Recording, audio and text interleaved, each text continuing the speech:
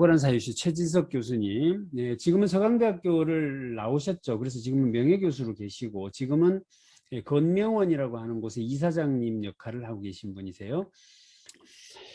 이 책은 무슨 책이냐면 2015년도까지 건명원에서 계속 철학 강의를 했어요. 그 강의한 내용을 묶어놓은 책이 이 책이다 이렇게 소개를 하고 있고요.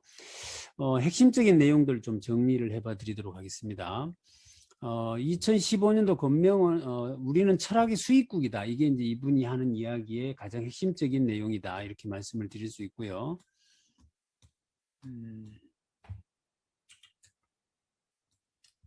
이쪽에 있으니까 뭐 좀 불편하네요. 우리는 철학의 수입국이다 라는 이야기를 하시면서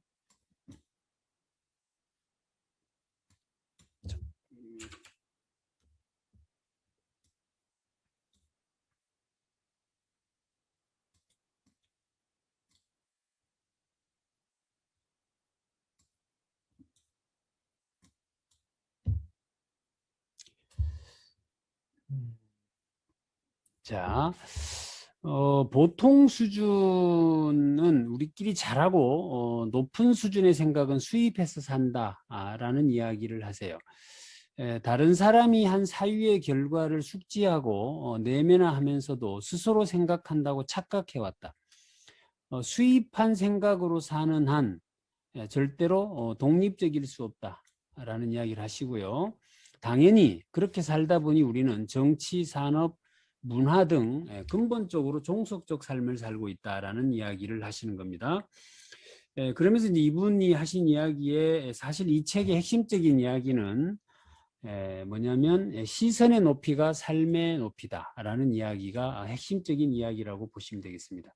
뭐의 높이가 뭐의 높이다? 시선의 높이가 삶의 높이다라는 이야기를 하세요. 그래서 이런 이야기를 하죠. 건국 이후에 자, 요 이야기를 좀 머릿속에 세팅을 해주시면 좋아요. 왜냐면 특히나 조직 관리 하시는 분들은 이 이야기를 좀 세팅하시면 좋은 게 사회의 요구와 아젠다가 일치할 때 번성한다.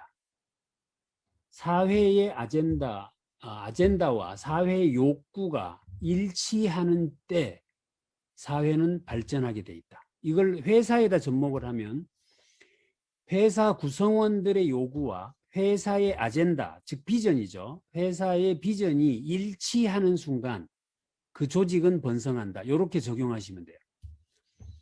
그러면 우리가 만약에 어떤 기업에 가서 강의를 한다거나 조직을 진단할 때 이 회사의 구성원들의 요구와 이 회사가 제시하는 아젠다가 일치하는지를 체크해 보시면 되죠. 그게 일치하지 않고 있다면 그 조직은 발전하기 어렵다 이렇게 보는 겁니다. 이게 굉장히 중요한 이야기이죠. 그런데 우리나라는 해방 이후에 나라를 세워야 한다라는 우리나라 국민들의 요구와 그 국가의 아젠다가 일치했죠. 그러니까 우리나라가 건국을 한 겁니다. 그런데 건국을 해놓고 나서 보니 배가 고파요. 그러니까 사회 구성원들이 배 좀 불렀으면 좋겠다라고 하는 욕구와 그 국가의 배고픔을 면하겠다라고 하는 욕구가 일치하는 지점에서 산업화가 이루어졌다. 맞습니까? 네. 그러니까 리더라는 사람들은 그것을 일치시키는 능력을 갖고 있어야 리더죠. 그런데 그 산업화가 이루어지고 난 후에는 이제 뭐예요? 민주화라고 하는 구성원들의 요구와 그것을 추구하려고 하는 국가의 욕구, 아젠다가 일치했죠. 그래서 우리나라는 어디까지 왔다? 민주화까지는 잘 왔다 이 말이에요. 그런데 지금 현재 우리 사회가 극도로 혼란스러운 이유는 다른 데 있는 것이 아니라 우리 사회 구성원들의 요구와 국가의 또는 조직의 아젠다가 일치하지 않고 있죠. 때문에 시끄럽다. 깔끔하지 않습니까? 우리 사회의 지금 현상을 문장 하나로 깔끔하게 정리해버리는 거죠. 이것이 이제 사실은 어떤 그 통찰력이다 이렇게 볼 수 있는 것인데 어떻습니까? 굉장히 일리가 있죠. 그러면서 주도 세력이 그러니까 건국시대의 세력 산업화 시대의 세력, 민주화 시대의 세력들이 자기가 겪었던 성공 기억을 진리라고 생각하고 그것을 계속 주장하는 데서 우리 사회는 지금 극도로 혼란스럽다. 일리가 있나요?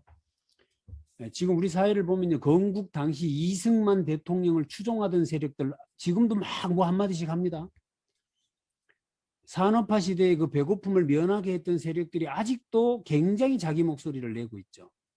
그뿐이 아니죠. 민주화 세력들도 내나 시끄럽긴 똑같습니다. 그런데 한마디로 뭐예요? 그 이후에 비전을 제시하지 못하고 있다. 우리는 민주화 다음의 프로세스를 진행시키지 못하고 있다라는 게 이분이 하는 이야기의 핵심이라고 보시면 돼요. 그럼 왜 그것을 제시하지 못하느냐에 대한 문제가 있는 것인데 왜 못하는 거예요? 민주화까지는 남의 거 뺏겨서도 할 수 있다는 겁니다. 그런데 민주화 이후의 단계에 대해서는 남의 게 뺏긴 사람은 절대 못 간다는 거예요. 그게 뭐냐면 선진화거든요. 왜 선진으로 못 가느냐? 맨날 남의 거 뺏겨서 흉내내던 사람은 그 다음 단계로 못 간다, 이 이야기가 핵심이에요. 그럼 무슨 논리가 전개돼요? 그러니 탁월한 수준의 사유로 우리가 가야 한다. 그런 그 탁월한 수준의 사유가 뭐냐? 그게 철학이다. 네, 이 이야기를 하시고자 하는 책이 이 책이라고 보시면 돼요. 그래서 지금까지 우리가 뭐 이 유발 하라리 교수 책도 읽고 뭐 다이아몬드 교수 책도 읽고 뭐 여러 가지 책들을 읽었지만 가장 우리 현실에서 맞는 우리 현실이 잘 녹아져 있는 높은 수준의 이야기를 하고 있는 책이다라고 보신다면 그동안 우리가 많이 만났던 수없이 많은 세계 석학들의 책을 이 책을 통해서 딱 이 프리즘을 비춰주면 깔끔하게 정리가 될 것 같아요. 그래서 오늘 어쩌면 여기서 우리가 생존 독서라고 하잖아요. 지금 이 생존의 비밀을 어쩌면 하나씩은 얻어 가실 수도 있을는지 모르겠다라는 생각이 듭니다. 그래서 집중해서 한번 들어보시고요. 자, 훈고에 갇힌 삶을 창의의 삶으로 비약시키고 싶다. 이분의 이제 바람이에요. 이 바람을 가지고 이 책을 썼다라고 이야기를 하는 것이고, 남들이 버려놓은 판 안에서 어떻게든 살아보려고 그물 사이를 비집고 다니는 일, 이제 지겹다. 오, 박수. 와, 멋진 문장이잖아요. 어떻게든 살아보려고. 쉽게 말하면 세계 열강들이 그물을 쳐놨다 이 말입니다. 그물을. 그 그물 사이를 비집고 어떻게든 살아보려고 발부둥 치고 있는 삶, 이제는 지겹다는 이야기예요. 왜 우리는 스스로 그물을 치지 못하느냐는 이야기죠. 남들이 쳐놓은 그물 사이에 어떻게든 안 걸리려고 발부둥 치는 그 물고기의 삶을 한번 생각해 보시면 이것 좀 우리 안 할 때 안 됐냐 이런 이야기를 하는 겁니다. 그러니까 예. 그다음에 이제 뒤에 보면 다른 이야기 제가 좀 정리를 해놨는데 선도력은 팔뚝이나 허벅지 근육에서 나오는 것이 아니다. 지성적, 문화적, 인문적, 철학적, 예술적 높이의 시선에서 형성된다. 그러니까 선도력, 누군가를 끌고 가는 힘은 팔 근육으로 되는 게 아니고 다리 근육으로 되는 것이 아니다. 그것은 지성적인 어떤 이 사유력에서 나오는 것이다라는 이야기를 하시고요. 권명은 이야기인 주에 제가 다시 또 정리를 하니까 자 다시 한번 정리를 해드릴게요. 우리 사유의 시선의 높이는 건국의 높이, 산업화의 높이, 민주화의 높이에서 진행되어 왔는데 그 다음 단계로 넘어가지 못하고 있다라는 것이 이분의 진단이고 이것이 욕망과 아젠다가 일치하는 시점, 그 지점에서 조직과 사회, 개인은 발전한다. 개인도 마찬가지죠. 내가 가진 욕망과 내가 가진 비전, 로드맵이 일치할 때 우리는 발전할 수 있죠. 그런데 내가 가진 욕망은 게이머가 되고 싶은데 내가 가진 로드맵은 의사가 되는 로드맵이라고요. 가는 발전하지 못한다는 이야기가 똑같은 이야기입니다. 그러니까 조직이나 개인이나 그런 논리고 지식 수입국과 지식 창조국이 다르다면 나는 지식 습득자인가 지식 창조자인가 이 질문을 개인 스스로 오늘 해보시면서 이 내용을 들으시면 굉장히 도움이 될 것 같아요. 나는 지금 지식 창조자인가? 지식 습득자인가? 요 생각을 한번 해보신다면 좋겠다. 사유의 높이가 삶의 높이다. 가장 높은 시선에 있는 것이 철학이다. 그런데 우리는 철학은 수입했지만 창조해 본 적이 없다. 그래서 우리는 선진국으로 가지 못하고 있다. 라는 이야기죠. 이분이 이렇게 이야기를 하세요. 주변을 둘러봐라. 주변 한번 이렇게 둘러보세요. 거기에 내가 만든 것이 하나라도 있는가? 지금 내가 있는 그곳에 이 PC 우리가 만든 겁니까? 인터넷 우리가 만든 겁니까? 전기 이거 우리가 만든 겁니까? 하다못해 전기 밥솥 우리가 만든 겁니까? 물론 만들기야 우리가 만들었지만 그것을 처음 생각한 건 아니죠, 우리가. 그러니까 우리 스스로 뭐 어느 것 하나라도 처음으로 만들어 본 게 없다는 이야기를 하시는 거죠. 그러니 우리의 생각은 온통 뭐다? 남의 것들 가져다가 뺏겨서 따라 흉내내는 것. 친구한테 성현 연락해봐래. 예, 요 이야기였죠. 그래 좀 받아. 그러면 내일 아침에 운전만으로 가거든. 예, 우리 마누라도 가신다고. 자, 음소거 제가 했습니다. 혹시 실수할 수 있으니까 켜지 말고 이렇게 말씀하셔요. 자 다음에 물건을 만들었다라는 무슨 뜻이냐? 먼저 생각했다는 뜻이다. 먼저 생각했다라는 것은 무슨 뜻이냐? 그것을 해결해 보겠다고 마음먹었다는 뜻이다. 그러면 그것은 무언가 필요를 먼저 느꼈다는 뜻이고 먼저 불편함을 느꼈다는 뜻이다.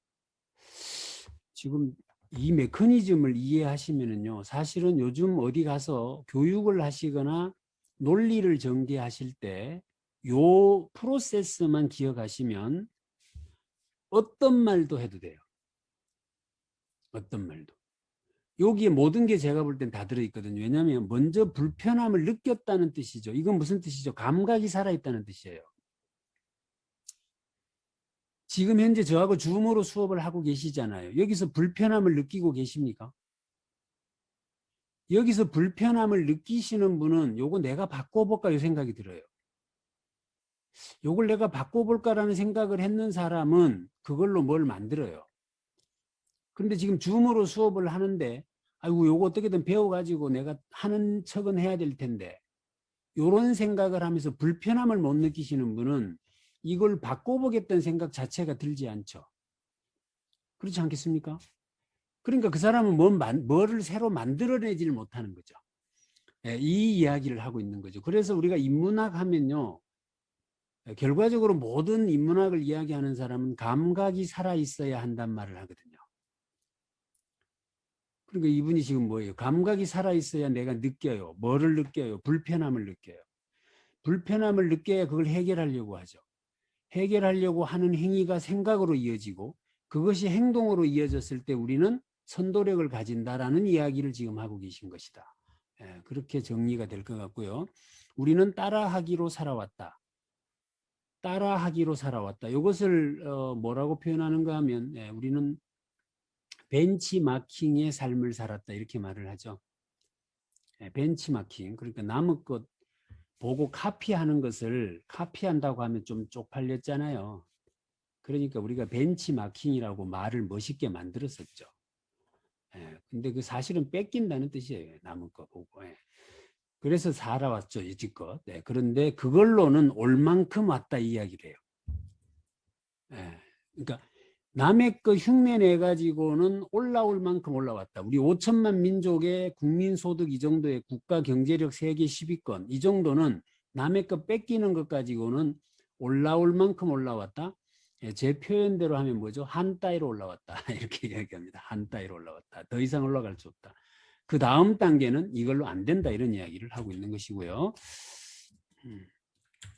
그 다음에 이 철학적 높이의 시선, 이 이야기를 계속해요. 자, 다시 정리합니다. 가장 높은 수준의 사유, 이것을 철학이라고 한다. 때문에 탁월한 사유의 수준이란 철학적 사유예요. 이 철학적 사유라고 하는 것에 대한 이야기를 하는 데 있어서 이렇게 정리를 해요.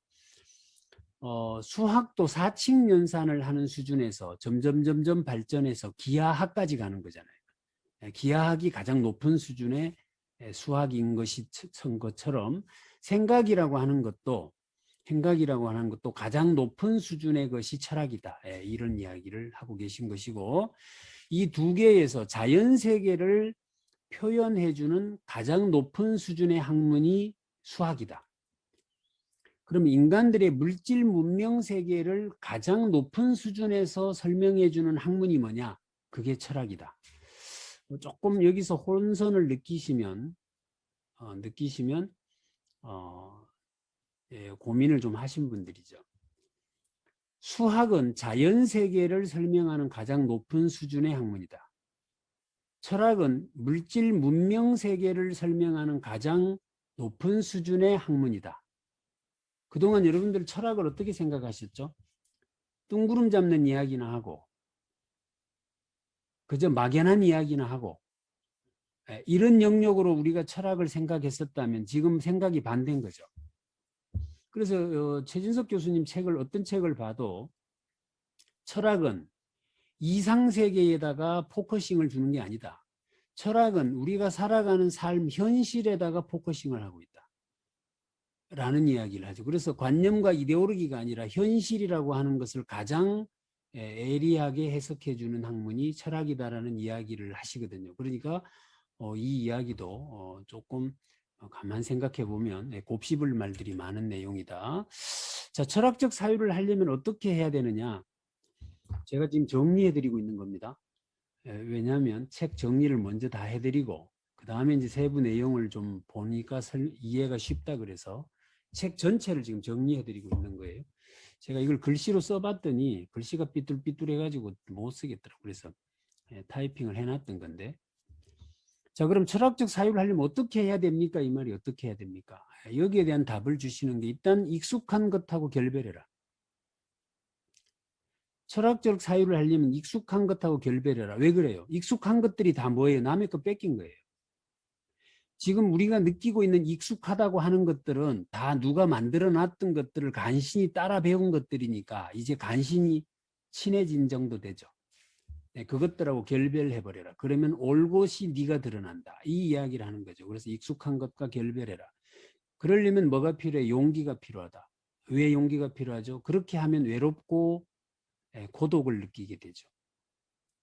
그렇지 않겠습니까? 지금 내가 좀 익숙한 것들하고 헤어지려면 외롭습니다. 그러니까 그것이 어렵다는 거죠. 그래서 그러면 어떻게 하면 그 어려움을 극복하고 용기가 생겨납니까? 라고 하는 것에 대한 답을 어떻게 주느냐면요. 따라해 보세요. 나만의 고유한 꿈을 가져라. 나만의 고유한 꿈을 가져라. 이게 답이랍니다. 자, 생각해 보세요. 꿈이 없는 사람이 오늘 지금 벚꽃이 흐드러지게 폈잖아요. 목련은 떨어져 가지고 땅바닥에 내팽개쳐져 있고 옆에 개나리도 다 졌고 뭐 이랬잖아요. 지금 거기 벤치에 떡 앉아 가지고 계셔 보세요. 꿈이 없는 사람이 무슨 생각이 들어요? 아이고 누가 날 보는가 싶기도 하고요. 저 사람이 날 보면 저거 뭐 할 일 없어가 저러고 있나라는 생각을 하지 않을까 싶기도 하고요. 오만 생각이 다 들어요. 그러면서 갑자기 아이고야 친구 하나 불러야 되겠다라는 외로움이 발동돼요. 그래서 전화해가지고 야야 커피 한잔 할래? 이래가지고 바로 벤치에다 친구 하나를 갖다 앉히죠. 그 순간 외로움은 없어져요. 왜 이런 일이 벌어지느냐? 내 안에 뭐가 없기 때문에 그런 거죠. 그런데 내 안에 있는 뭔가를 끄집어낼 수 있는 게 있는 사람은 벤치에 종일 앉아 있어도 계속 그 생각을 하고 있기 때문에 외롭고 뭐 하고 할 게 없죠.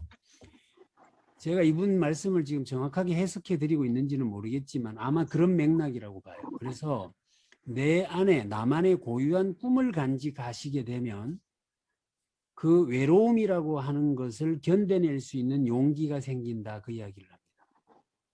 근데 그게 없으니 늘 불안하고 그렇다. 그래서 꿈에 대한 설명을 아주 멋들어지게 하세요. 아마 꿈에 대한 이야기는 뭐 굉장히 많이 들어보셔서 꿈을 나름대로 정의들 하고 계시겠지만 일단 꿈이라고 하는 것은 효율성과는 관계없어야 한다. 꿈이라는 것은 가능성이나 효율성과 무관해야 한다. 제 표현 방식으로 하면 이렇습니다. 진짜 꿈이 뭐가 진짜 꿈이냐? 내가 누군가에게 제 꿈은 무엇입니다라고 말했을 때 상대방이 피식하고 웃어야 그게 진짜 꿈이에요. 아이고 네 주제에 무슨 이런 말을 들어야 그게 진짜 꿈이에요. 그런데 너 꿈이 뭐야? 라고 물으면 한마디 딱 했는데 아유 그 꿈 좋네 이러잖아요. 그 말은 무슨 뜻이에요? 그 사람이 그것을 효율성이나 가능성으로 판단했다는 뜻이죠. 효율성과 가능성으로 판단되어지는 꿈은 가짜 꿈이라는 이야기입니다. 그건 따듬어진 것이고, 그래서 제가 아마 저하고 뭐 이런 리더십 캠프 같은 거 했던 분들은 제가 이야기를 굉장히 반복적으로 했던 거 기억나실 거예요. 진짜 꿈은 내가 말했을 때 상대방이 웃어 비웃는 것만 진짜 꿈이다. 근데 뭐 이렇게 뭐 한마디 하면 아유 님 그 정도는 하겠네 라는 가능성이 그 안에 포함되어 있다라는 것은 그 가짜 꿈이다. 따듬어진 꿈이다. 이런 뜻이죠. 그래서 꿈은 새로운 곳으로 가겠다는 것인데 어떻게 지금의 논리로 그걸 해석하느냐는 거죠. 네가 가능성으로 평가했다면 그것은 지금의 논리인데 꿈은 다 새로운 세계로 가겠다는 것이다. 그런데 어떻게 그걸로 그것을 해석하려고 드느냐. 말도 안 된다. 그런 이야기를 이분이 하시는 겁니다. 그 다음에 달성 가능한 꿈은 좋은 계획일 수는 있지만 좋은 꿈은 아니다. 이런 이야기를 합니다.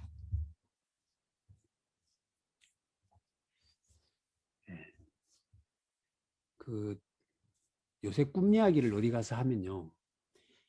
좀 우리 나이 좀 있는 사람은 아이고 인지 무슨 꿈을 이러고요. 나이가 젊은 친구들은 이 꿈이 왜곡되게 전달되었기 때문에 꼭 꼰대들 부담 주려고 하는 이야기처럼 왜곡돼 있어요. 그래서 이 꿈이라는 이야기가 참 이제 어느 틈엔가 굉장히 무감각해진 존재가 돼버렸는데 사실은 이건 계속해서 우리가 다시 되짚어내고 되살리는 것이 중요하다라는 생각을 하죠. 그래서 다시 한번 그런 이 베이직으로 돌아가게 하는 그런 내용이다라는 생각이 들고요. 다음에 이 철학적 사유를 하려면 두 번째로 질문을 해라 이렇게 이야기합니다. 첫 번째가 뭐였죠? 첫 번째가 내 안에 고유한 꿈을 가져라. 그러면 철학적 사유를 하게 된다 그 말이에요. 그리고 두 번째가 뭐냐면 질문을 해라. 질문을 해라. 그 얘기죠. 질문이 뭐냐? 요 용어도 기억을 좀 해주시면 좋아요. 왜냐하면 아주 세련된 표현이거든요. 여기에 수준 있는. 질문이 뭐예요? 궁금한 거 물어보는 게 질문 아닙니까? 이렇게 말하면 조금 초짜 냄새가 나죠. 그런데 질문이 뭐냐? 이렇게 표현을 했어요. 내 안에, 내면에 있는 궁금증과 호기심이 견디다 못해서 바깥으로 기어 나오는 것. 이걸 질문이라고 한다. 멋있잖아요. 내면에 있는 궁금증, 호기심이 억눌려 있는 거예요. 억눌려. 그러다가 더 이상 못 참겠다 싶어서 입으로 탁 튀어나오는 것. 그게 질문이라는 거죠. 그러니까 학교 선생님한테 1 더하기 2가 얼마예요? 라고 묻는 그런 게 질문이 아니고 내 내면에 나 진짜 이렇게 살아도 돼? 나 이렇게 살다 가긴 아깝잖아. 막 이런 생각이 있잖아요. 내면에. 그것이 어느 날 갑자기 어떻게 하면 그래 살 수 있어요? 라고 탁 튀어나오는 것. 이게 질문이죠. 그래서 궁금증과 호기심 요거는 자기한테만 있고요. 요것이 드러나는 순간 올곧이 내가 되죠. 올곧이. 그래서 사람은 질문할 때만 자기 존재로 존재한다라는 이야기를 해요. 근데 그런 행위를 하려고 치면 3살 때 엄마한테 이제 애가 자꾸 질문을 하잖아요. 그러면 이제 엄마가 어떻게 해요? 이제 따듬기 시작하죠. 야야, 그건 묻는 게 아니다. 크면 안다. 뭐 이렇게 따듬죠. 근데 요거를 따듬다 한계에 부딪히니까 이제 그 따듬는 면허증을 가진 사람들이 있어요. 그 사람들이 일명 교사들이죠. 그죠? 교사들한테 보내서 요걸 튀어나오지 않도록 따듬죠. 가위로 딱 따듬어서 이쁘게 만들죠. 그러니까 질문이 어느 순간 없어져 버리죠. 따듬어서. 요게 이제 이 양반은 교육이다 이렇게 표현을 해요. 그래서 질문이 많은 나라가 생동하는 나라고 그 나라가 새로운 것이 가능한 나라다 이렇게 이야기를 합니다. 그러면서 중마를 타고 노는 아이 이야기를 책에 놨어요. 중마가 뭔지 아세요? 옛날에요 대나무 죽이잖아요. 대나무 하나를 꺾어서 다리 사이에 끼우고는 그걸 말이라 그러면서 따그닥 타고 다닌 적 있으세요? 요걸 중마라 그래요. 요걸 타고 방바닥을 막 뛰어다닌다고 애들이. 빗자루 같은 거 이렇게 꼽아가지고 가랭이 새에다 끼워가지고 그죠? 그러면 여러분들은 어떻게 하세요? 앉아봐라. 네 눈에 이게 말로 보이니? 이 자식아 정신 차려라. 이게 어떻게 말이냐? 이건 빗자루다 이마 빗자루. 정신 차려라. 요렇게 따듬는다는 거죠 우리는. 그러면 안 된다는 거예요. 야야 그 말을 타고 어디로 가고 싶으니? 그 말이 지금 어떤 말이니? 이렇게 자꾸 물어서 호기심을 발동시키고 상상력을 자극해라 뭐 이런 이야기입니다. 근데 우리는 그렇게 하지 않고 있다는 이야기를 하는데 이런 이야기하면 또 한 현직 교사 선생님들은 굉장히 불만이 많아요. 우리나라 교육이 사실은 지금 많이 바뀌었습니다. 언제까지나 옛날 뭐 주입식 교육 아닙니다. 지금 현재 교육실 일선에 가보면 굉장히 많이 바뀌어져 있어요. 하지만 우리 부모들이 안 바뀌었죠. 우리 부모들은 아직도 이제 저런 논리를 가지고 있다라는 이야기를 하면서 질문 이것은 욕망의 발로다. 욕망을 가지고 있다라는 증거다 이런 뜻입니다. 그래서 이런 맥락의 이야기를 하고 계시고요. 그러면서 이제 질문이 반대가 뭐예요? 대답이잖아요. 질문의 반대가 대답이죠. 그럼 대답은 뭐냐? 남들이 만들어 놓은 어떤 것을 잘 외워서 틀리지 않게 뱉어내는 능력, 이것을 대답이라고 하죠. 맞습니까? 그러니까 우리 지금 저한테 수업받은 학생들도 있지만 제가 질문을 하면 그 책에 적혀 있는 내용을 달달달달 외워서 잘 안 틀리고 이렇게 적어내면 점수를 많이 주죠. 그 능력. 그래서 이분은 이것을 손상시키지 않고라고 표현을 써요. 저는 이런 것도 멋있다고 생각합니다. 남들이 해놓은 이야기를 달달 외워서 그것을 틀리지 않고 적어내는 능력이라는 말과 손상시키지 않고 적어내는 능력과 의미는 똑같지만 표현 방법이 훨씬 더 세련됐죠. 그러니까 우리가 책을 읽으면서 이런 세련된 문장을 많이 접하시면 우리가 글을 쓸 때 내 글이 세련돼진다 뭐 이런 거죠. 그래서 대답은 순간 뭐예요? 자기는 없어지죠. 왜냐하면 남들이 해놓은 이야기를 내가 옮겨주는 사람이니까 나는 중간자죠. 중간자. 중간의 연결자로서 존재한다. 그러니까 나는 없다. 이런 이야기를 합니다. 그죠? 그래서 대답하는 순간 나는 지식에 이동하는 통로로 존재한다. 이 이야기가 그 말입니다. 그래서 대답만 하면 뭐다? 바보다. 이렇게 정리를 하고 있어요. 경쟁에 대한 이야기를 합니다. 경쟁. 사실 요점 정리해 드리는 거니까 경쟁에 대한 화두가 나오면 이 맥락의 이야기를 하시면 좋은데 경쟁은 두 종류가 있다. 타인과의 경쟁, 자신과의 경쟁 이렇게 이야기를 하고요. 근데 타인과의 경쟁을 하게 되면 타인의 눈으로 나를 본다. 자신과의 경쟁을 하면 나의 눈으로 나를 본다. 이 이야기죠. 근데 타인의 눈으로 나를 보기 시작하면 어떻게 돼요? 다른 사람의 눈에 나를 맞추려고 든다. 이런 이야기를 하고 있고요. 그래서 항상 좋아하는 일인지 아니면 좋아 보이는 일인지를 질문해봐라. 이렇게 이야기합니다. 네가 지금 하려고 하는 일이 네가 좋아서 하는 일인지 남들에게 좋아 보이는 일인지를 늘 구분해봐라. 이렇게 지혜를 주고 계시고요. 이제 이분 그 책에 이런 이야기가 나오는데 이게 제가 볼 때는 요약을 해보면서 굉장히 중요한 이야기 같아서 그랬어요. 철학에 대해서 우리는 어떤 생각을 하고 있느냐, 어떤 관점을 갖고 있느냐에 대한 이야기인데요. 최진석 교수가 이 중국에서 유학을 하실 때 보통 뭐 철학하신 분들 다들 조금의 그 뭐죠? 정신적 그 방랑의 시간을 거치잖아요, 대부분.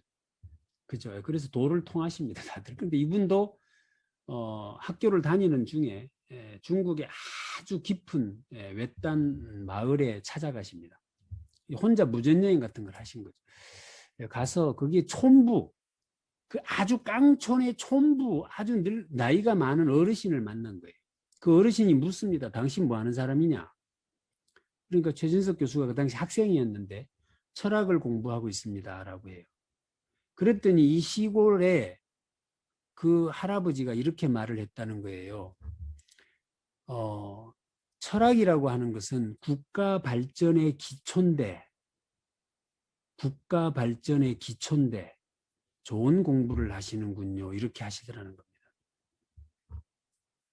근데 최진석 교수가 지금 철학을 한 지만 한 30년은 안 됐겠어요. 그죠? 공부한 것까지 따지면 40년은 됐을 테고. 요즘도 또 어김없이 시간이 되면 관리사무소에서 방송이 나오네요. 근데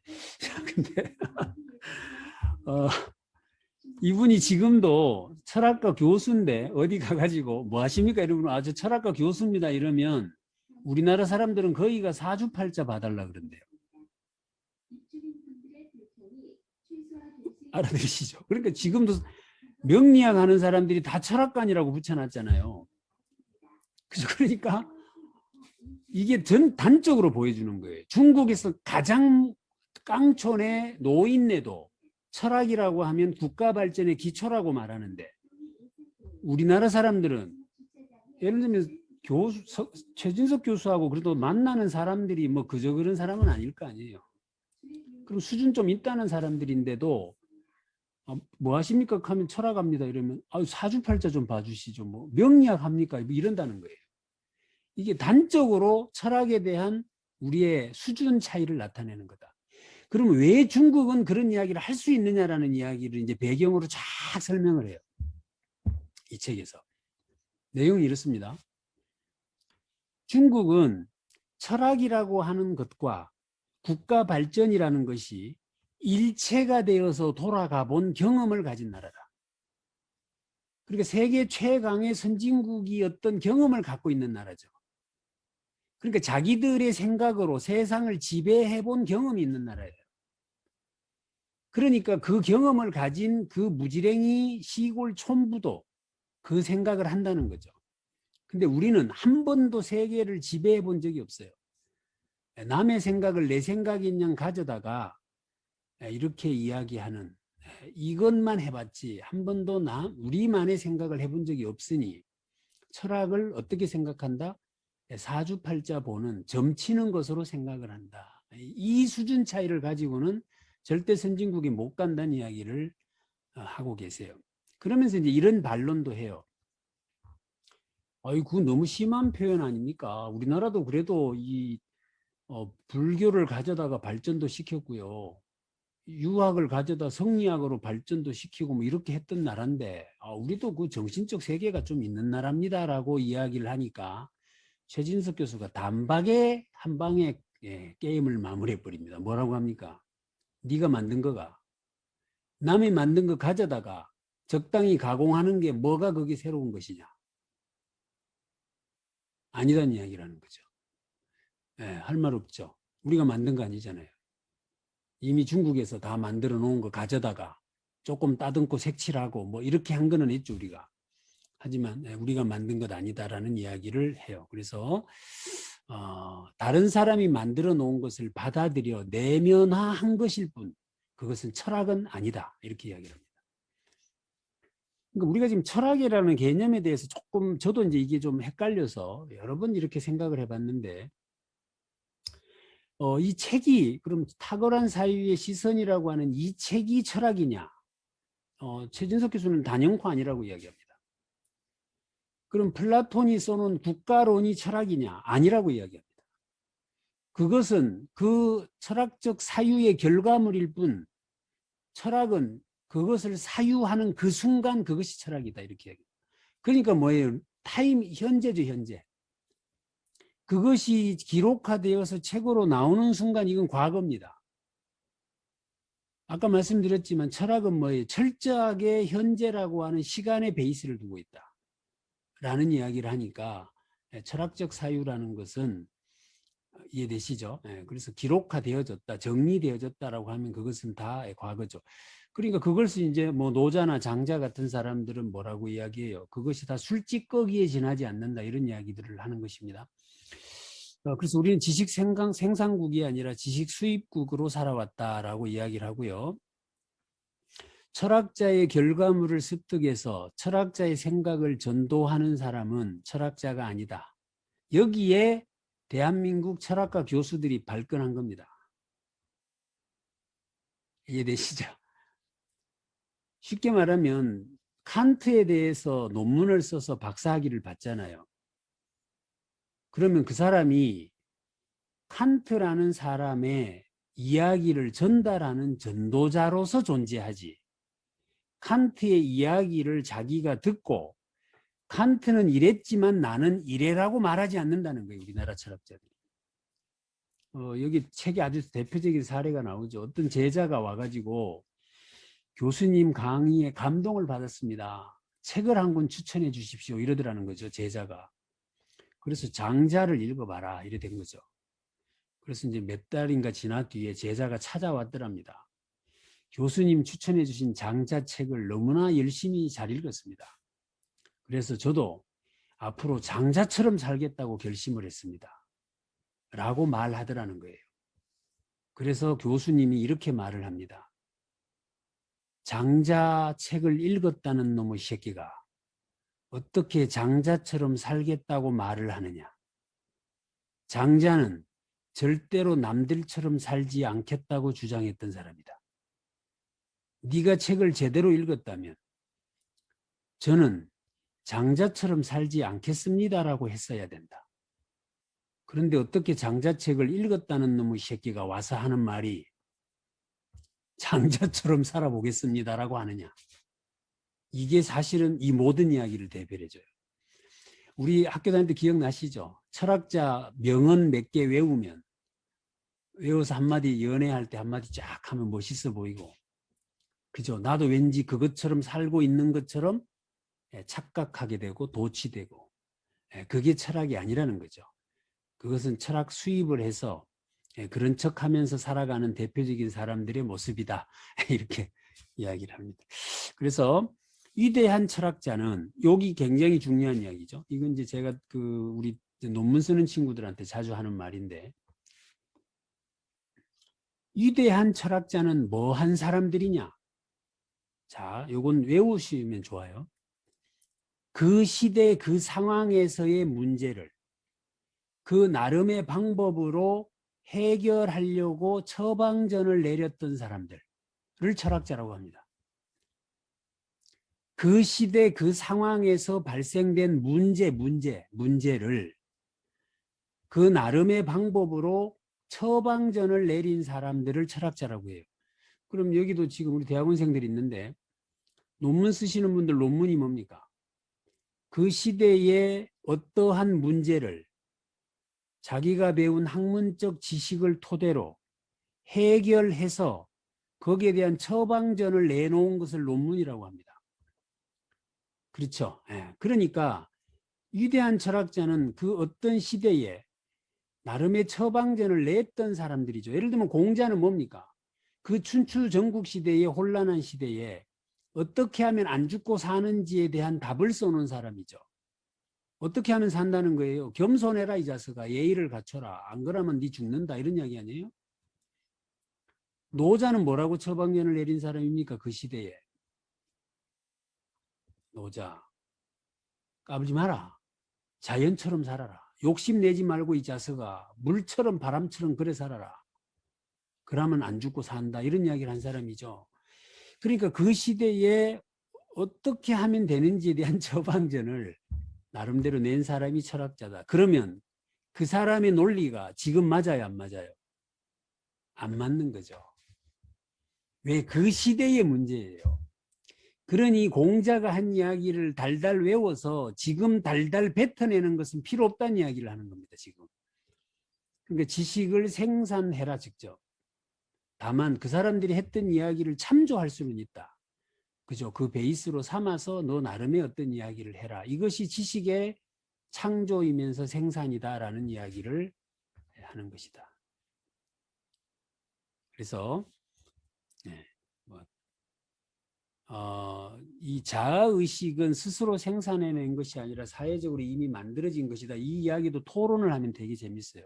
내가 가지고 있는 자아의식이라고 하는 것이 과연 진짜 내 건지 사회에서 만들어져서 그냥 형상화되어진 것인지 이것을 잘 생각해 봐라 이런 이야기고요.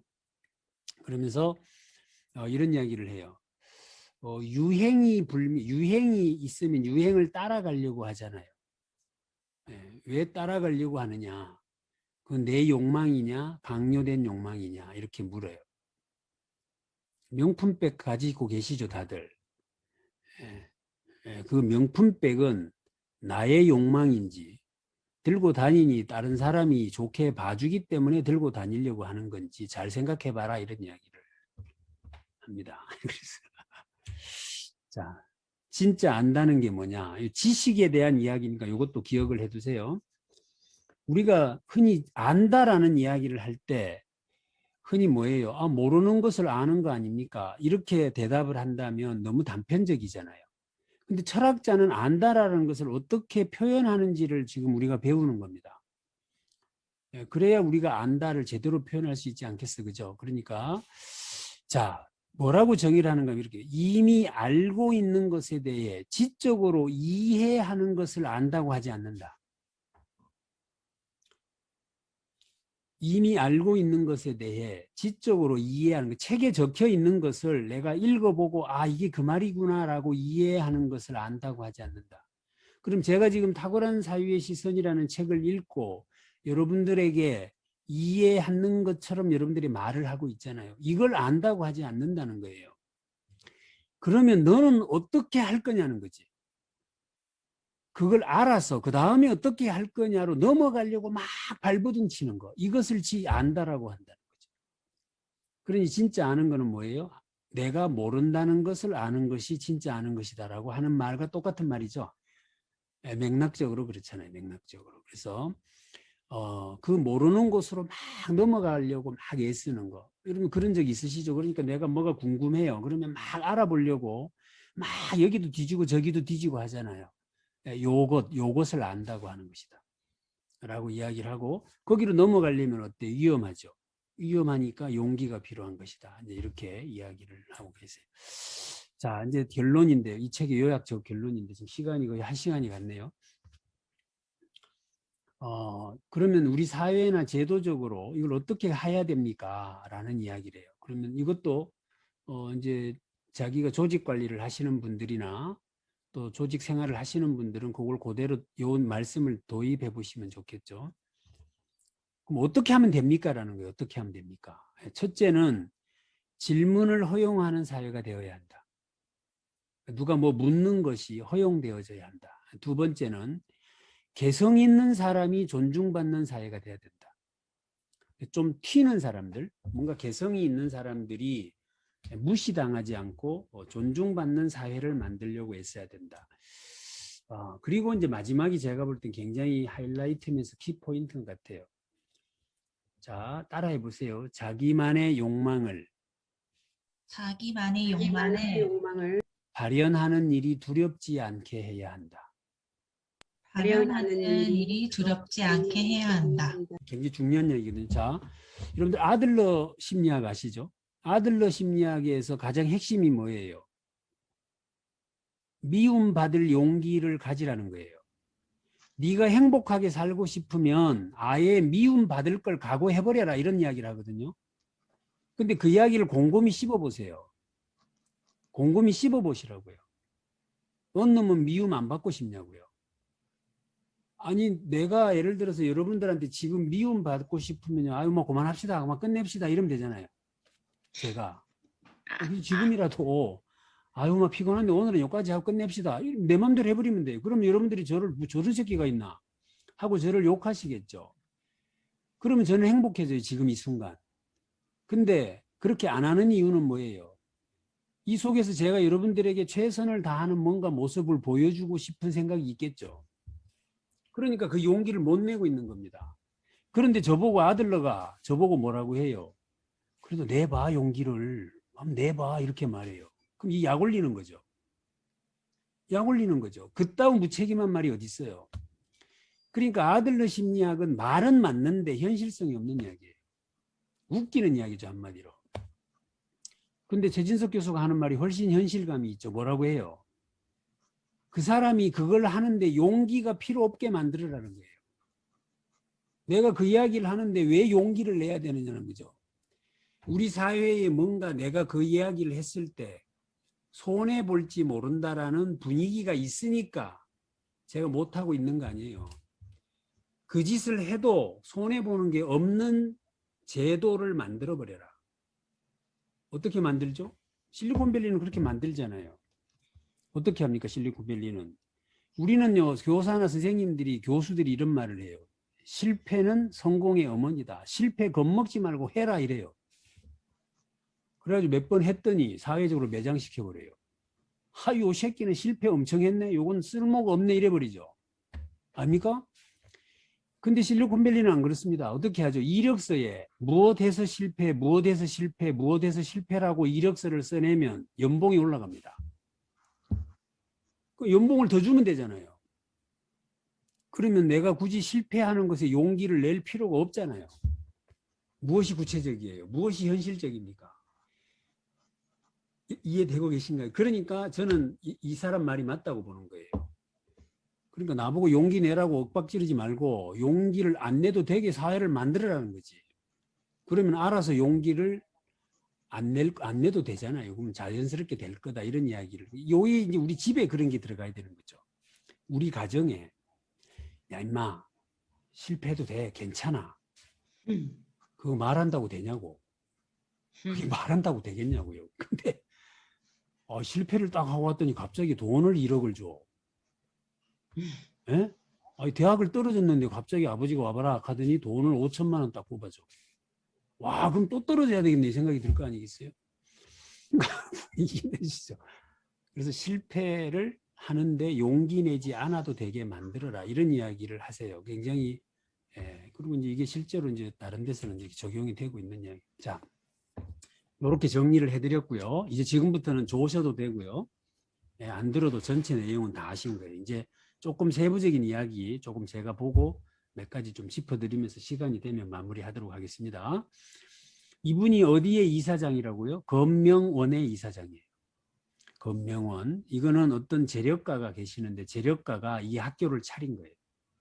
차리고 최진석 교수한테 당신이 여기에 원장을 해라 이렇게 맡긴 거예요. 그런데 이곳에 건명원이라고 할 때에 건자는 세울 건자죠.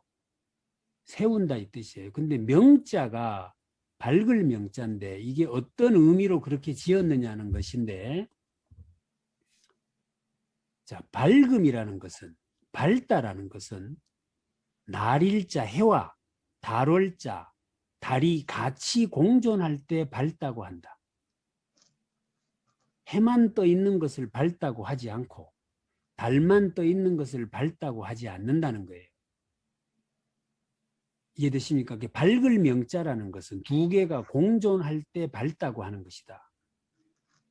자, 볼게요. 남자, 여자가 있어요. 남자가 매일 웃고 돌아다녀요. 아이고, 저 사람 보기 좋다. 그러지 않습니다. 여자가 막 혼자 막 즐겁게 하고 살아요. 아유, 보기 좋다. 이러지 않습니다. 두 젊은 남녀가 같이 어울러져서 팔짱을 끼고 어딘가를 막 웃고 갈 때 밝다고 하죠.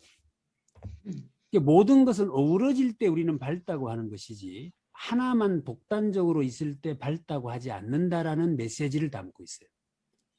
근데 우리 사회를 잘 보세요. 어느 당은 자기가 밝대요. 예? 근데 또 어느 당은 또 자기들이 밝대요. 개코죠. 아닙니까? 이게 우리나라가 밝지 않은 이유는 각자 밝다고 하기 때문이에요. 이 이야기가 우리 조직에 들어오면 굉장히 재밌는 이야기가 많이 만들어질 수 있겠다. 그죠? 네, 그 이야기고요. 들판 원자를 써요. 저기는. 우리가 보통 국회의원 할 때 그 정원 원자 이런 것들을 쓰지 않고 들판 원자를 써요.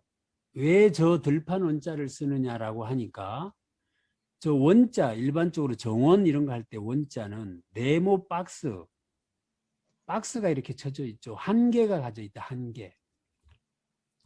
그죠? 테두리가 있잖아요. 그런데 저 들판 원자는 테두리가 없잖아요. 이해되시죠? 그러니까 테두리가 없는 갇히지 않은 무한히 개방된 확장된 어떤 밝음을 세우려고 하는 곳 이 뜻이에요. 그래서 검명원이라는 뜻은 그런 뜻입니다라고 이야기를 하고 있어요. 그리고 여러분들도 혹시 검명원에 원서 내가지고 입학을 한 번씩 해보시고요. 여기에 여기 가면 뇌과학부터 철학까지 이런 강의들만 가르쳐요. 근데 여기는 시대의 반항아를 육성한다라는 게 건학 이념이에요. 뭐를 양성한다? 반항아. 반항한다라는 게 무슨 뜻이죠? 내 안에 뭐가 있는데 기존의 어떤 것이 나하고 안 맞아. 그때 반항하거든요. 그러면 그것은 뭐예요? 그 안에 뭐가 있다는 거죠. 반항하는 그 안에 뭐가 들어있다는 증거예요. 근데 뭐 안에 아무것도 없으면 내면에 반항을 안 해요. 순종을 하죠. 그렇잖아요. 그래서 시대의 반항아를 양성하는 것을 건학 이념으로 가지고 있는 곳이 검명원이고 한 번씩 일반인 과정도 있고요. 학생 과정도 있는데 경쟁률이 제가 알기로는 엄청나게 치열한 것으로 알고 있어요. 거기에 시험 문제 제가 뽑아왔어요. 이건 책에 나오는 건 아닌데 지금까지 어떤 꿈을 가지고 살아왔는지 자신의 삶을 분석평가하시오. 대한민국이 한 단계 더 도약하기 위해서 무엇을 어떻게 해야 합니까? 당신은 어떤 역할을 하려고 합니까? 이런 것들이 이제 시험 문제라고 해요. 자, 그래서 아까 그 밝을 명자를 생각하시면 되고요. 아까 말씀드린 대로 우리는 철학의 수입국으로 살아왔다라고 하면서 소개되어져 있는 분이 누구냐면 간박사 김정용 의사선생님, 박사님, 교수님이죠. 서울대학교 교수님이셨는데 지금 돌아가셨어요. 이분 이야기를 해놨어요. 이분이 세계 최초로 B형 간염 백신을 만드신 분이에요. B형 간염 백신을. 그래서 이것을 1979년도에 이제 실용화하겠다고 보건복지부에다가 허가 신청을 했던 모양입니다. 근데 우리나라 공무원들이 이거 허가를 내주려고 하는데 기준이 없는 거예요. 기준이. 왜냐하면 세계 최초로 만들었으니까 기준이 없을 수밖에. 그러니까 공무원이 뭐라 했는가 하면 기준이 없어가 아직 허락을 못 내주겠습니다. 이래 된 거죠. 그러는 사이에 미국이 1981년도에 그것을 실용화해버려요. 그리고 프랑스가 다시 그것을 실용화합니다. 그러니까 그 기준을 좀 뺏겨다가 세 번째로 허락을 내준 거죠. 이 이야기를 해요. 여기서 뭐예요? 기준의 제정자, 기준의 추종자 이야기가 나오는 겁니다. 당신은 기준을 왜 스스로 만들어 볼 생각은 못 했느냐? 미국, 프랑스가 만들고 나니까 그거 뺏겨가지고 기준을 추종하는 사람으로 살아가느냐? 이것은 공무원의 탓이 아니에요. 우리나라 전체의 수준의 문제인 것이지. 이야기를 하는 거죠. 그러니까 뭐가 됐죠? 철학적 사유의 수준이 삶의 수준이다라는 말이 뭐예요? 그러니까 걔들은 B형 간염 백신을 만들어가 세계에다 팔아먹었으니까 부자가 됐고요. 우리는 이미 한 발 늦었죠. 그러니까 그걸 못 팔아먹어서 걔들보다 돈을 적게 벌었을 거니까 사유의 수준이 삶의 수준이다. 이런 이야기를 하는 것이고요. 자, 철학을 하기 위해 먼저 특출한 생각을 한 위대한 철학자들을 먼저 배우고 그들의 생각을 배우는 데 집중하다가 정작 자신의 생각을 할 수 없게 퇴화해버리는 일이 반복되고 있다. 이런 이야기죠. 그래서 우리가 사실 책을 읽는 것도 제가 볼 땐 같아요. 계속 우리가 이제 노력을 해야 될 부분들이 이 사람 책 멋있게 썼네. 책에 참 좋은 말 많네. 여기서 그치면 좀 곤란한 것 같고 이 이야기를 가지고 나는 어떻게 접목을 좀 해볼까 이런 생각을 한두 개라도 좀 해보면 좋겠다 이런 생각이 들어요. 그래서 아무튼 그렇습니다. 예. 그리고 이제 이 아편 전쟁에 대한 이야기를 아주 장황하게 설명을 하고 있어요. 이 최진석 교수는 아편 전쟁이라고 하는 것을 어떻게 해석하느냐인데 이렇게 해석을 합니다. 따라해 보세요.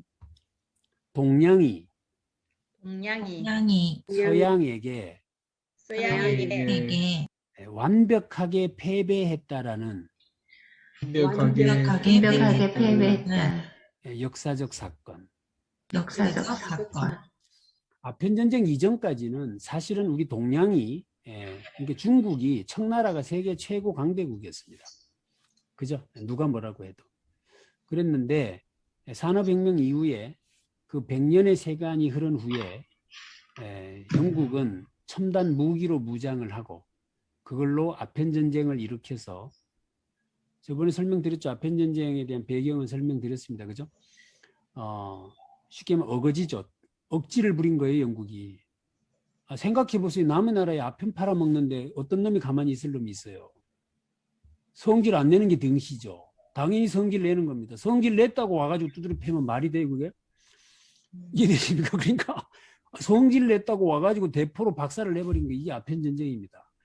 그런데 발부둥을 쳐봐도 소용이 없었던 거죠. 완벽하게 졌다라는 역사적 증거다. 이 이야기가 이제 아편 전쟁의 이분의 해석이에요. 그러면 그로부터 중국은 어떻게 했느냐에 대한 이야기를 해요. 중국이 그 때문에 얼마나 뼈저린 아픔을 느꼈겠어요. 여러분들 아편 전쟁 항복 문서 나중에 한번 보세요. 아편 전쟁을 하고 이제 그 홍콩을 반환하고 뭐 그동안 손해 끼친 거 다 변상해주고 이 협정서를 썼는데 그거 나중에 시간 되면 한번 읽어. 제가 있는가 모르겠다. 있네 이게. 이게 난징 조약인데 난징 조약의 내용 한번 보세요. 영국과 청나라는 앞으로 영구히 평화와 우정을 누린다. 이건 원래 의례적으로 쓰는 말이에요. 그죠? 맞죠? 의례적으로 쓰자는 내가 싸우고 나서도 야, 뭐 우리가 뭐 잘하려고 그랬지 뭐 이러면서 다 그 거지 같은 소리 합니다. 이게 다 피 하나만 하는 소리래요. 그 다음에 뭐라고 돼 있는가 하면 1839년에 몰수했던 아편의 대금과 영국인들의 가한 위협을 위자료로 600만 달러를 배상해라. 전쟁 배상금 1200만 달러를 지불해라. 그리고 홍콩을 제공한다. 이때 홍콩이 영국으로 넘어갔던 겁니다. 그게 다시 돌아왔지만 청은 뭐 이렇게 해서 보시면 완전히 굴욕적인 조약이잖아요. 이렇게 이 뼈아픈 것을 극복하려고 중국도 나름대로 굉장히 애를 씁니다. 그래서 원인 분석 들어갑니다. 원인 분석 들어가 봤더니 전마들이 뭐 했지 이래가지고 따져봤더니 제도라는 거예요. 제도 그리고 기술. 제도 기술력이라는 것으로 인마들이 우리를 이겼구나. 여기 생각을 한 거죠. 그래서 그 당시에 기술을 수입을 하고요. 유학생들을 보내고 해가지고 두 번째로 제도를 수입합니다. 제도. 그 당시에 가장 앞서 있던 제도가 뭐였죠? 1841년, 42년 이 당시에 그 제도가 마르크스 레닌이었습니다. 여러분들 자본주의가 붕괴한다. 자본주의는 몰락한다. 프롤레타리아 혁명에 의해서 결국에는 망할 것이다라고 주장했던 이론이 뭡니까? 막스죠. 그러니까 막스 이론은요. 그 자본주의 이론보다는 훨씬 더 세련된 이론이었어요. 그 당시로 보면. 그러니까 중국이 공산주의가 된 이유가 괜히 그게 된 게 아니고요. 그 당시 상황을 보니 자본주의의 폐해가 막 드러나는 겁니다. 그죠? 그 기계 부품화되고 막 난리가 난 거 아니에요. 야, 저거 하면 안 되겠네. 저거보다 더 좋은 거 없나 이래 된 거죠. 그래서 봤더니 그게 마르크스 레닌이었죠. 그죠? 그러니까 마르크스주의를 수입을 한 겁니다. 그래서 중국이 그 사회주의 개념들을 받아들인 거죠. 근데 그걸 해가지고 이제 한번 잘 살아보겠다고 뭐 자강 운동도 하고 뭐 여러 가지를 합니다. 근데 안 돼요. 안 돼서 그때사 도대체 이유가 뭐지라고 들다 봅니다.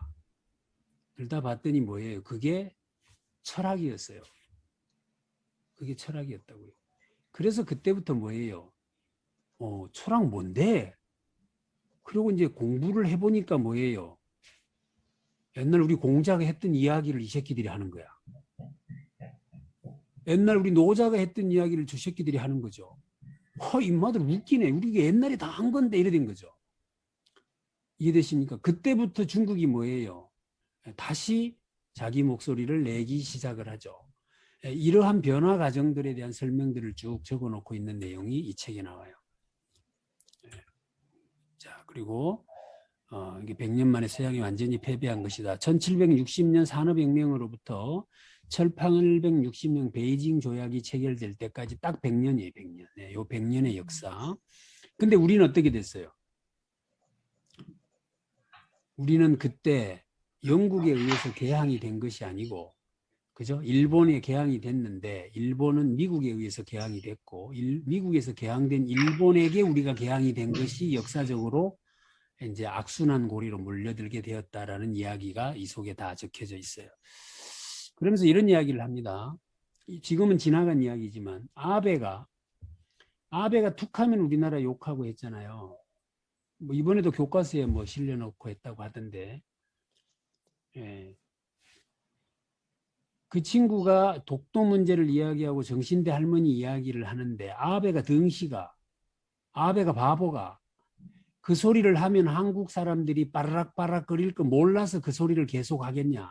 안 그렇다. 착각하지 마라. 가는 그 소리를 딱 하면 한국 사람들이 빠르락빠르락 될 거다. 그러면 빠르락빠르락 되다 보면 누구하고 친해져요? 중국하고 친해집니다. 왜? 똑같이 피해를 봤으니까 그 당시에. 그러면 중국하고 친해지면 미국하고 우리나라 사이가 어떻게 돼요? 멀어지죠? 그 사이에 일본 애들이 끼집고 들어가는 거예요. 그거 하려고 그 노림수를 쓰고 그 짓을 하는 건데, 그걸 모르니까 우리는 아베가 그 말하면 저런 버르장물이 없는 놈의 새끼가 있나 하고 우리는 빠르락빠르락 거린다는 거죠. 이게 뭐의 차이다라는 거예요? 사유의 차이다라는 거죠. 사유의 차이. 이해되시죠? 우리 가들은 한 단계 위에서 놀고 우리는 그 밑에서 놀고 있다는 이야기를 이 책에서 해요, 이분이. 그러니까 뭐예요? 우리의 사유의 수준을 높여야 한다라는 이야기를 하고 있는 것이고요. 중국이 복수 준비를 했던 그 과정들을 쫙 적어놨어요. 혹시 그 내용이 궁금하신 분은 이 책을 보시면 그 내용들이 잘 적혀져 있고요. 일본은 뭐예요? 1854년에 개항을 하죠. 이 개항했던 이야기도 여러분들 잘 아시죠?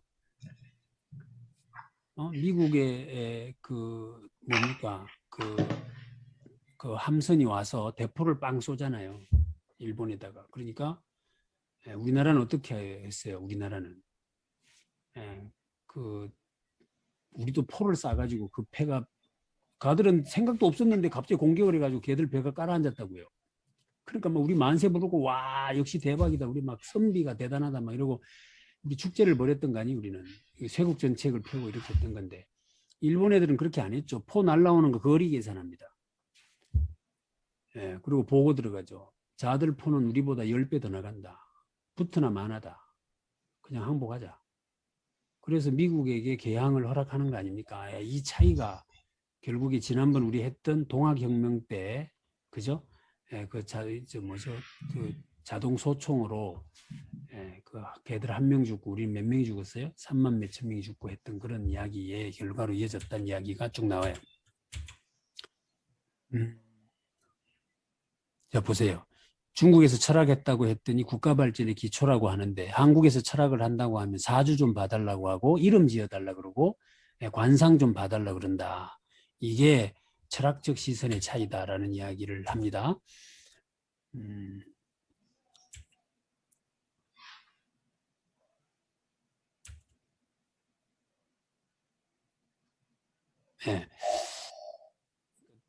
우리가 무엇을 하고 살 것이냐라고 했더니 군인이나 연구원을 하고 살고 싶다고 한대요. 그런데 왜 그렇게 살고 싶지라고 물으면 갑자기 말문이 막힌대요. 근데 거기로 넘어갈 때 철학적 사유가 발동된다라는 이야기를 하시는 거예요. 그래서 이게 1장인데 이렇게 많죠.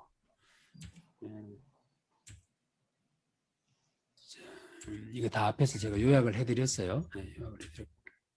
질문이 많으면 선진국, 대답이 많으면 후진국. 그 미국이나 캐나다에서 가장 높은 수준의 칭찬은 You are so unique예요. unique. 너 참 독특하네. 우리나라 말로 뭐죠? 니 참 골 때리네 이 말이죠. 그러니까 외국에서는 니 참 골 때린다 이러면 칭찬. 우리나라에서는 뭐예요? 니 골 때리네 이러면 출세 곤란한 사람. 그죠? 그러니까 굉장히 이렇게 인식되어져 있다라는 이야기를 또 소개해 놓고 계시고요. 여기서 이 이야기를 해요. 연주자, 음악가, 예술가. 연주가가 음악가가 되는데 그레이드, 난이도가 5라면 음악가가 예술가가 되는 데는 난이도가 5만이다 이렇게 말한다. 5만. 우리는 어디까지 온 거예요? 음악가까지는 된 거죠. 음악가. 그런데 우리가 예술가로 못 넘어가고 있다 그 말을 하고 그 예술가의 수준으로 넘어가는데 대략 지금까지 노력에 어쩌면 뭐 10,000배 정도의 더 노력이 필요하다 이런 이야기를 하고 계세요. 아까 말씀드렸죠. 민주화까지는 잘 왔는데 왜 선진화로 못 가느냐. 이 선진화는 그만큼 난이도가 높기 때문이다. 여러분들 지금 그 4차 산업혁명 이야기를 우리가 곧잘 하잖아요. 4차 산업혁명을 왜 이렇게 지금 세계적으로 이슈화하느냐에 대한 말씀도 제가 드렸죠. 왜 그렇죠? 누군가는 준비가 끝났다고.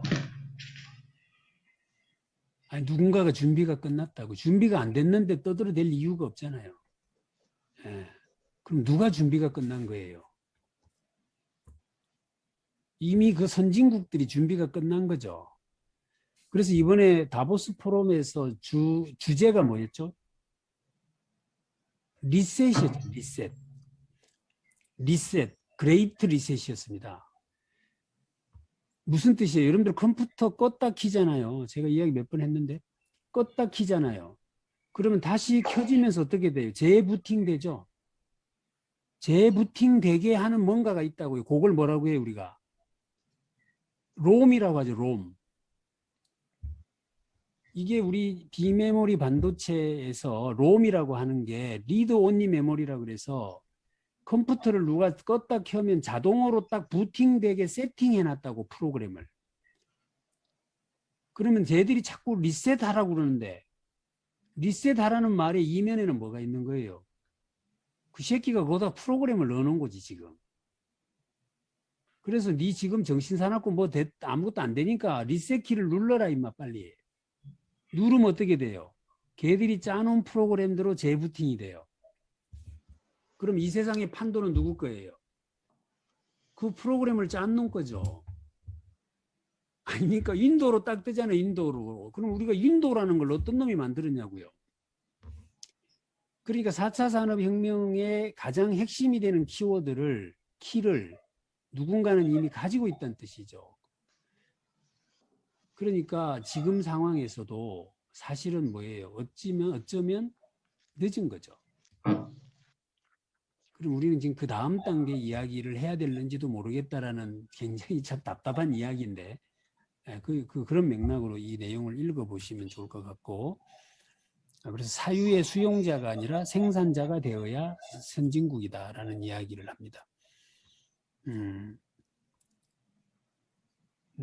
여기 이게 저기 사자잖아요. 생각사자. 생각사자에 대한 해석도 되게 재밌어요. 밭에 있는 마음이죠. 밭에 있는 마음. 이거는 뭐예요?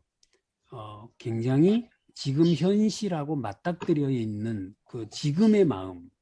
그죠? 요걸 생각 이렇게 이야기를 한다. 여기 보세요. 건명은 입원식 때 이사장님께서 교수님 이 젊은이들을 반역자로 키워주십시오. 그리고 원생 여러분 반역자가 되어 주십시오. 이렇게 했다는 거예요. 반역자가 되어 달라.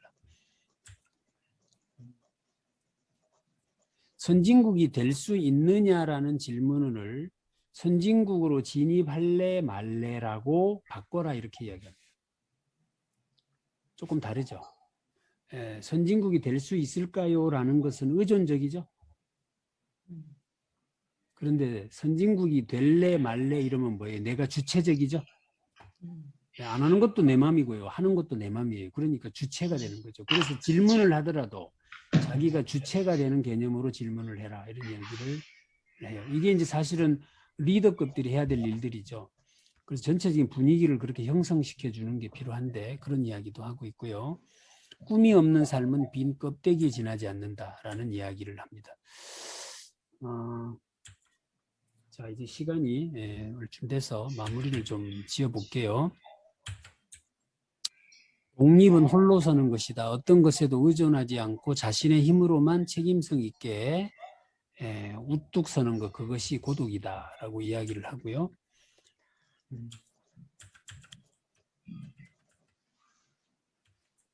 요 이야기만 하고 마무리하겠습니다. 이제 질문한 내용인데요. 이제 최 교수님하고 청강생들하고 질문을 해서 이야기인데 이래요. 여기 보면 우리 인생에서 선물이나 행운 같은 단계가 있다고 말씀하시는 근거가 무엇입니까? 라고 건명원의 학생이 질문을 한 겁니다. 건명원의 학생이. 그랬더니 이분이 순자 권학편에 적토성산 풍우홍언이라는 말이 나온다 라고 이야기를 하면서 흙을 쌓아 산을 이루면 거기에 바람과 비가 일어나고 물을 쌓아 연못을 만들면 거기에 물고기들이 생겨난다. 그러니 니는 꽃 피고 열매 맺을 거 신경 쓰지 말고 흙이나 쌓아라 이 새끼야. 열매 맺고 꽃 피는 건 네 몫이 아니다. 그냥 생겨나는 일이다. 연못을 만들어 놓으면 고기 들어와 사는 거는 자연이 산다. 그러니 네 신경 쓰지 말고 니는 연못이나 만들어라 이 자식아 이 말이죠. 이해되십니까? 그러니까 이게 이제 풍어흥언이라는 말이 적토성산 풍어흥언이라는 말이 그 맥락이에요. 그러니까 사람이 할 도리는 하루하루 열심히 흙을 쌓는 것이다. 그래서 흙을 쌓아서 산을 이루어 놓으면 거기에 씨가 날라와서 꽃이 피고 열매가 맺는다. 그런데 우리는 무슨 생각을 하죠? 거기에 무슨 열매가 맺힐까를 고민하죠. 그러니까 흙을 쌓는 일을 소홀히 하는 거다 이 말이죠. 그 이야기죠. 그래서 우리가 할 일은 하루하루 적토성산하는 일이다라는 이야기를 하시고 계세요. 그래서 창의력은 발휘하는 것이 아니라 튀어나오는 것이다. 이 이야기가 서울대학교 공대 교수 20명이 쓴 책이죠. 20명이 썼나요? 축적의 시간. 축적의 시간. 적토하면 축적의 시간을 가지면 적토를 하면 거기서 갑자기 튀어나오는 게 창의력이지. 없는 수건 짜는 게 창의력이 아니다. 저희들 학교 같은 데 가서 창의력 교육 많이 합니다. 차은경 선생님 많이 하시죠. 근데 해보니까 어때요? 사실은 기초 지식이 형성돼 있지 않은 상황에서 짜봐야 그것은 그거예요. 나올 게 없어요. 그죠? 그래서 우리 흔히 무슨 말을 하죠? 짜봐야 똥밖에 안 나온다는 이야기를 하죠. 그 이야기가 그 이야기예요. 그러니까 안에다 뭘 집어넣어놔야 돼요. 계속해서. 그래야 나중에 뭐 이렇게 하면 갑자기 탁 튀어나오죠. 그것이 발휘되는 것이다라는 이야기로 이야기를 하고 계시고요. 그래서